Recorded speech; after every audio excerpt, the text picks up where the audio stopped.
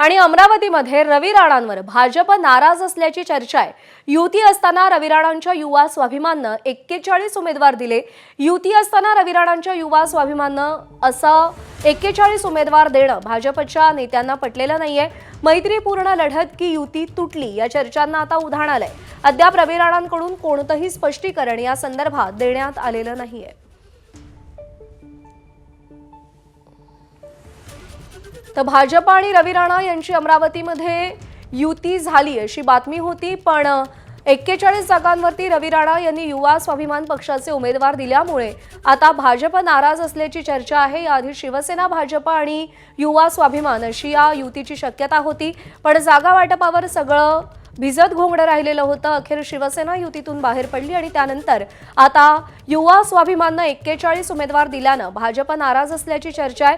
त्यामुळे आता मैत्रीपूर्ण लढत होतीये की युवा स्वाभिमान आणि भाजपची युती तुटली आहे या चर्चांना उधाण आलंय। अद्याप रवी राणा यांनी या संदर्भात कोणतंही स्पष्टीकरण दिलेलं नाही, पण राणा दाम्पत्य हे कायमच भाजपच्या जवळचे राहिलेलं आहे। नवनीत राणा या भाजपच्या नेत्या आहेत, त्यांना खासदारकीचं तिकीटही दिलं गेलं होतं भाजपकडून।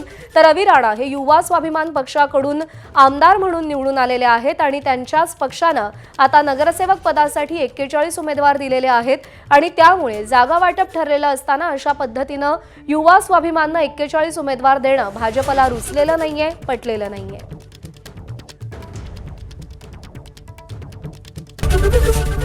एबीपी माझा, उघडा डोळे बघा नीट।